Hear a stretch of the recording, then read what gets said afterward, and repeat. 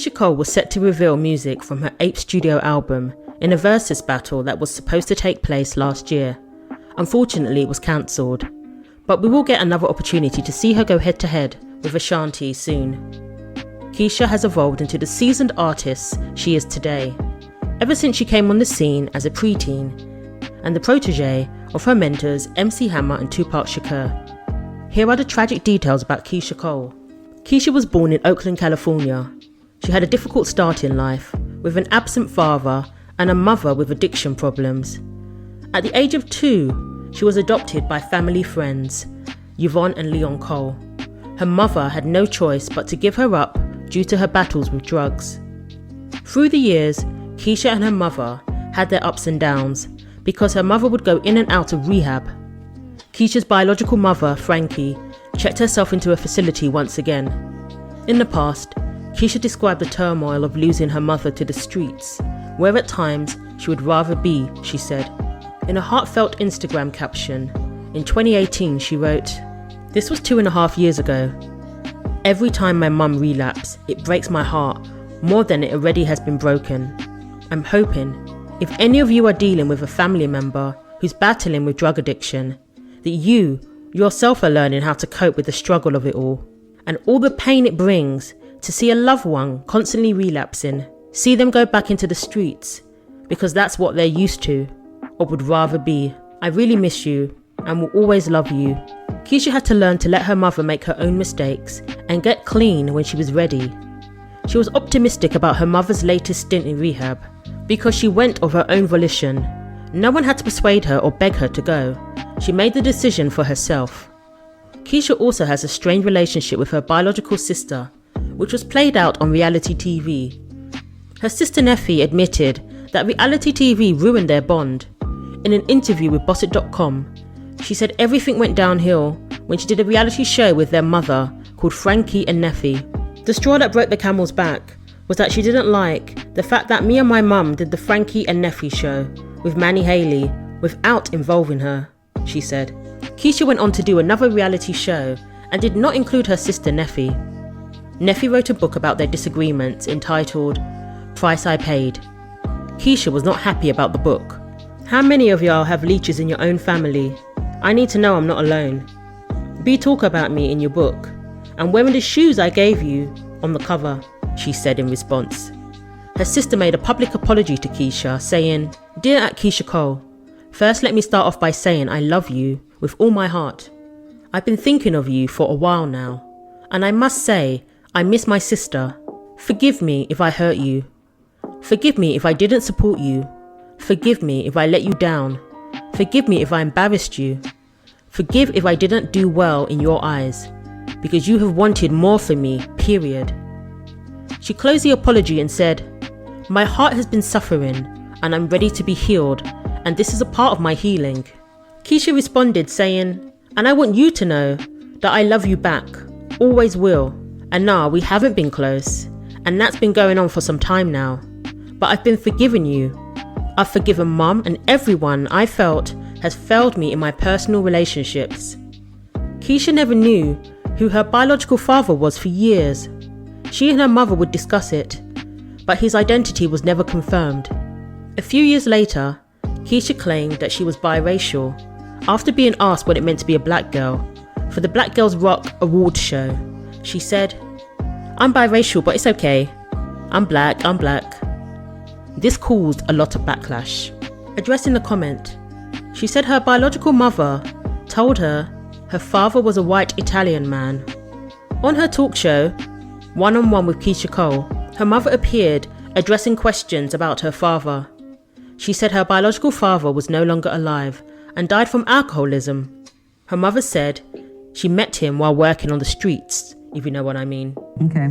Today, December 11th, you are saying on record that Keisha's father is an Italian Caucasian who has passed away, and Keisha has never seen a picture of him. She's never seen. This left fans confused because in 2016, Keisha claimed that a black man named Virgil Hunter, a boxing trainer, was indeed her father. There was even believed to be a DNA test confirming this. She announced it on Instagram, but the post has since been deleted. It said, "While in NYC, I was overwhelmed with emotion.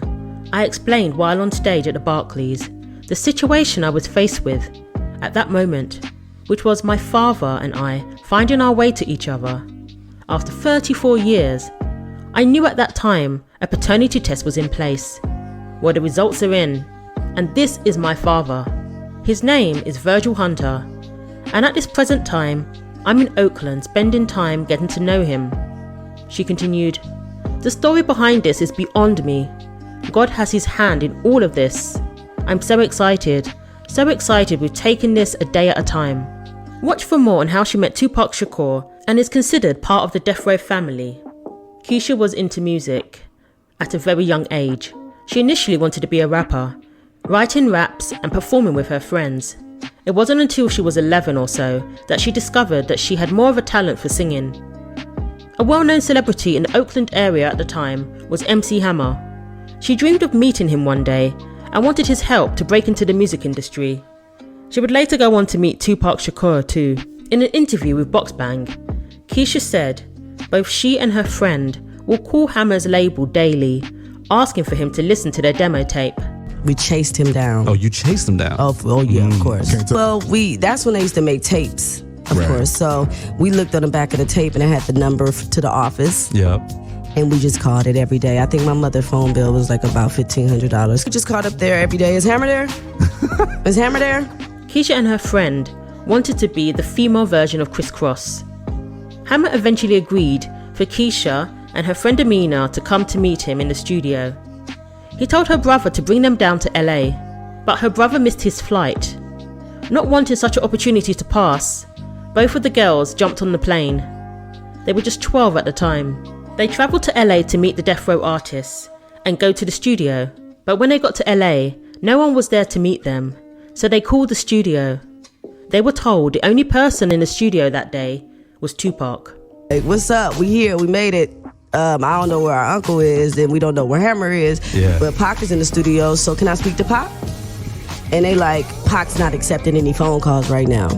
And I'm like, well, we're 12 years old, so I'm sure he doesn't mind accepting a phone call from somebody that's 12 years old, that's out here by themselves, and the airport is about to close down. Yeah. He got on the phone, he was so mad. He was so mad.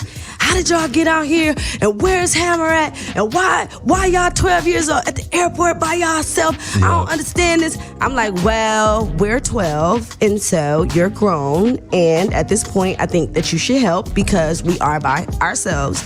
And, okay, so, and they ended up picking us up and making sure we were straight. They finally met Hammer, who introduced them to the Death Row artists in the studio. At the time, Hammer was working with Tupac, who was producing his album, as well as doing the groundwork for his most successful album, All Eyes on Me.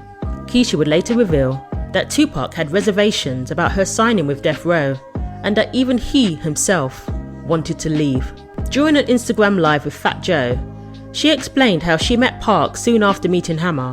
They stayed in contact for a while after that.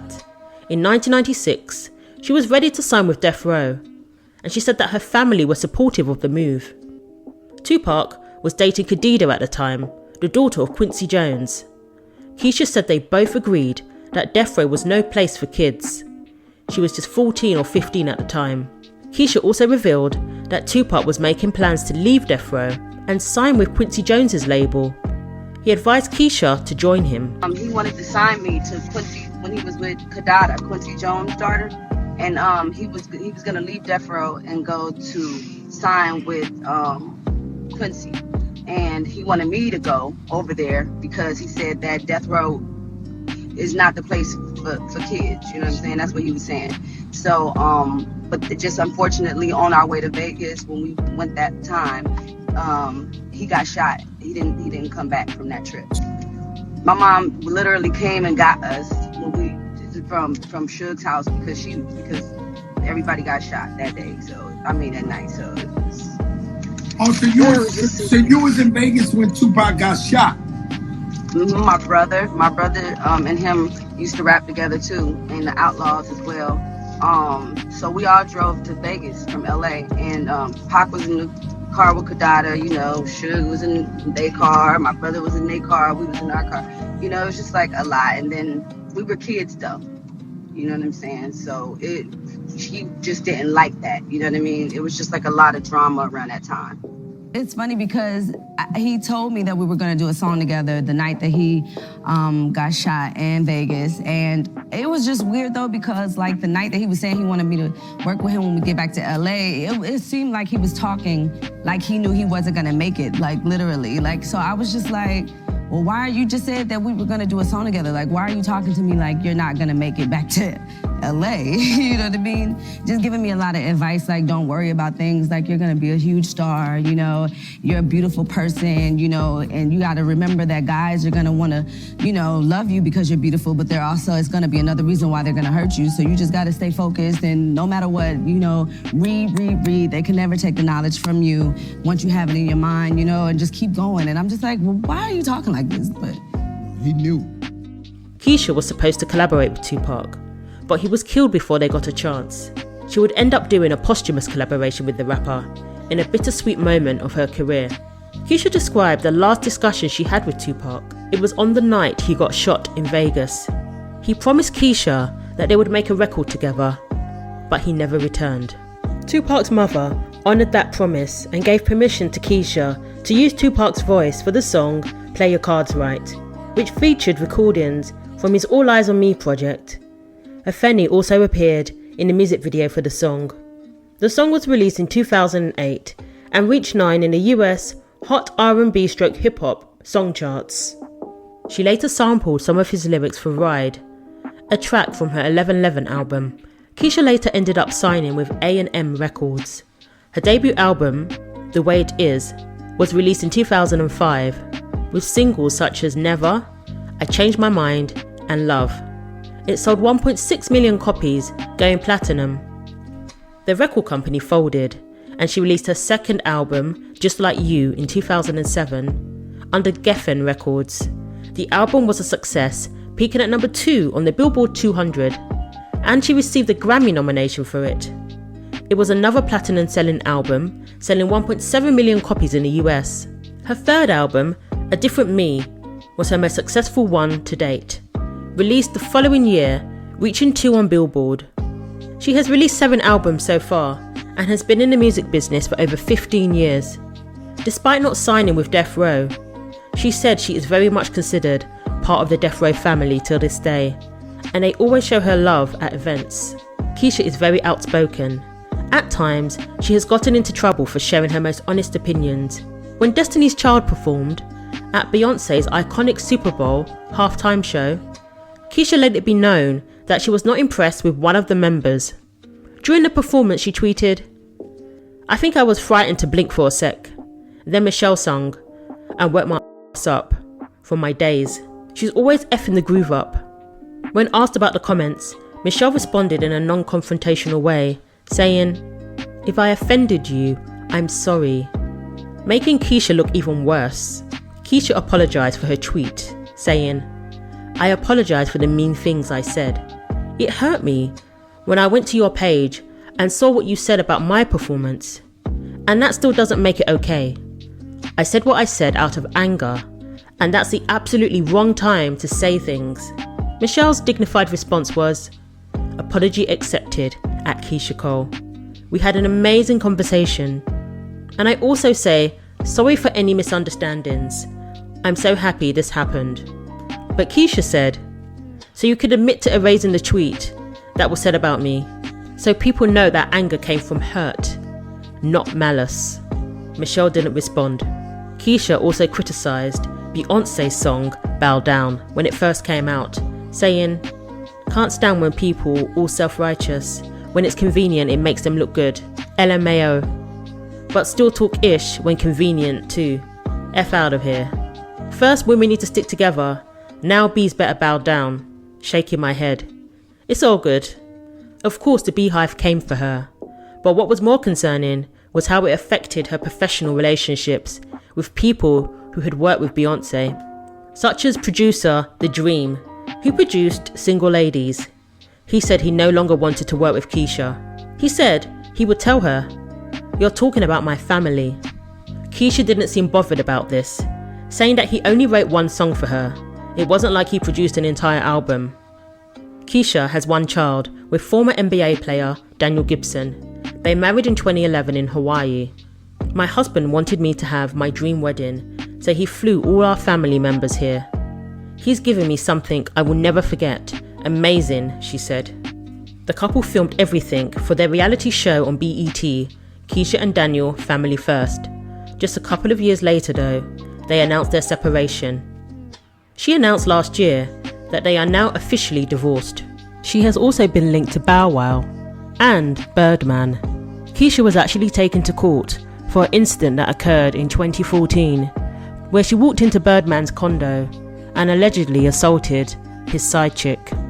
She was ordered to pay over $100,000 in damages to the claimant. In 2019, Keisha welcomed her second child with boyfriend Nico Cole, who is 14 years her junior. They also announced a split last year. Responding to fans who were telling him to win Keisha back, Nico said, "My heart is broken, my mind is open, my time's approaching." As of this year, Keisha is back to her roots, working with producer Ron Fair, who produced her first 4 highly successful albums. So we will wait to see what music she releases in the future. We eagerly await her 8th studio album. What is your favourite Keyshia Cole song? Thanks for watching. Share your thoughts below, like and subscribe for weekly videos, and don't forget to click the bell for more.